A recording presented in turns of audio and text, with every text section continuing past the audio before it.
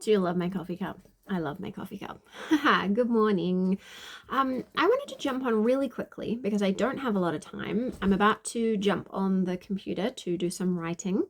I've done a little bit of cleaning already after dropping off the kids. I've got a lot more to do. This is a catch-up day for me.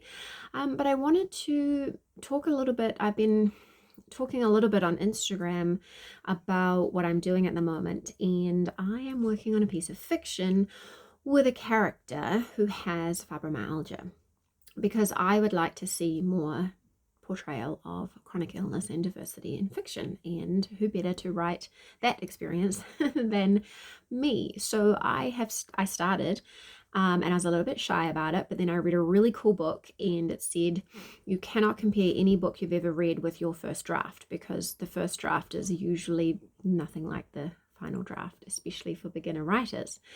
So I've been encouraged and I've been really working away on it, which is cool because it is a lifelong bucket list goal. And I'm just pleased that I'm capable of, putting in the hours at the computer to do it.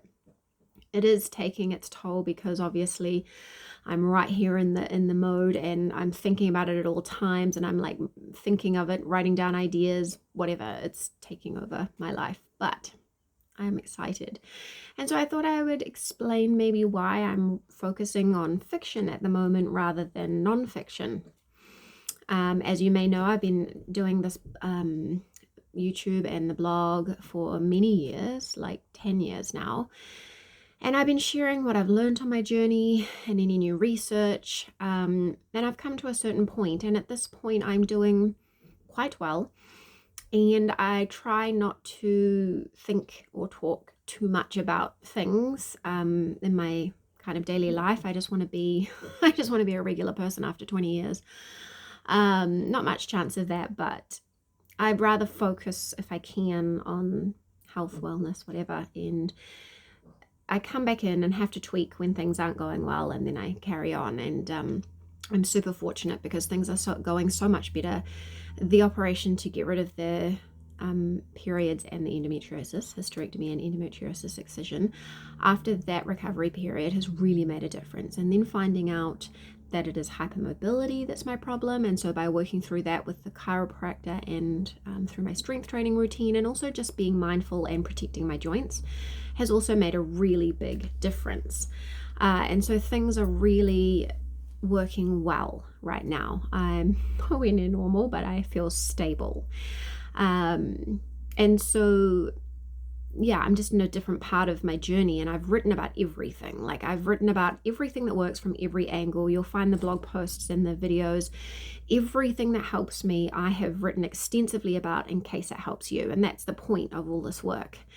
And so I haven't really got a lot to add at this point in time that isn't rehashing things. And I've got the best evidence-based routine right now. And there's things coming out of the woodwork and research. And of course, I follow Dr. Jared Younger, but the reality is we're a bit stalled at the moment. We don't have any big new things. And I'm really concerned about what's happening overseas, because obviously American research impacts the rest of the world. They're the ones who are doing the research that is making the big difference, right? Like I'm still waiting for them the FDA to approve cyclobenzaprine, because my hope is that if the FDA approves it, then we'll be allowed it over here in New Zealand, because we can't get it at the moment. It's not available.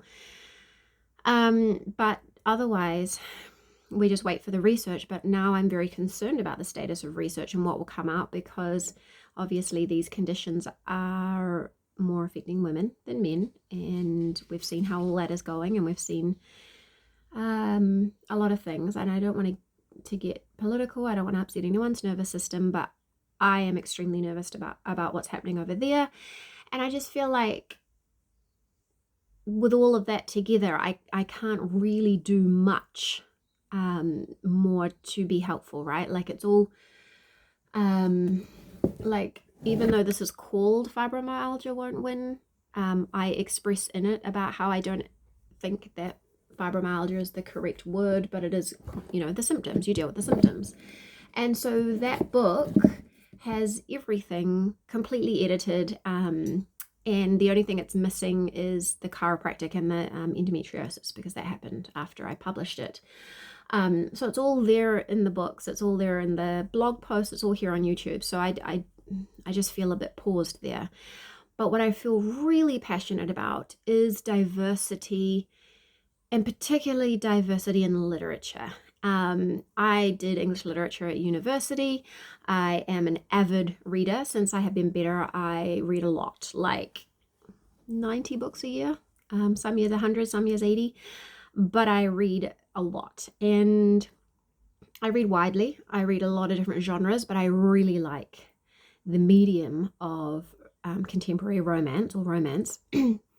As long as it's got a very strong emotional core and plot driving it, and very strong characters with very strong character arcs.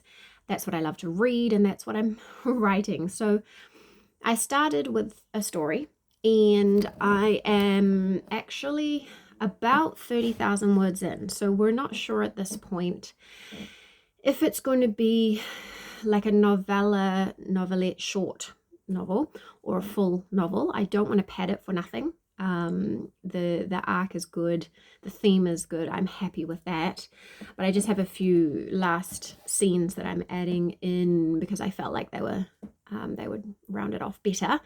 But I have two more spin-off ideas for the same kind of group of people, but with a different protagonist.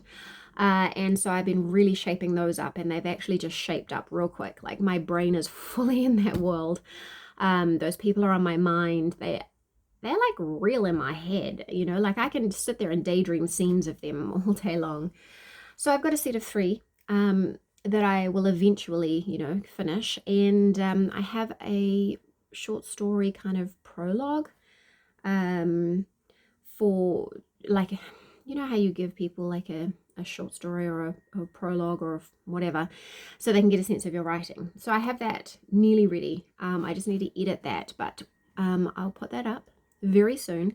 I'll make the list below actually that you can sign up. So if you're curious, like if it's at all your interest, if you're interested in romantic fiction with a strong like theme and emotional core, but with diversity and representation of chronic illness, then sign up below, and then when it's ready, you'll get the free prequel prologue story, and then you'll be the first to know when the story comes out.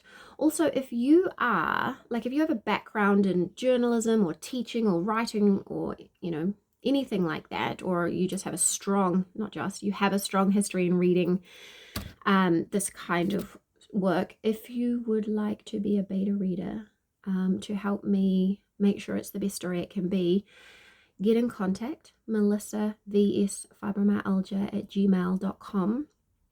I only need a couple, but that would be really helpful as well. It's always good to run it by other people because obviously every person's experience is unique. So that's exciting for me. That's what I'm working on, but that's why everything's a little bit quiet here. So I hope you'll bear with me. Let me know, are you excited by the idea, or do you prefer to read for escapism, or do you not really read at this point? I guess that would help as well. Let me know, do you prefer like audiobooks to physical books? Because that's all that sort of thing I have to think about next. Anyway, thank you so much for being here, and I'll catch you again soon.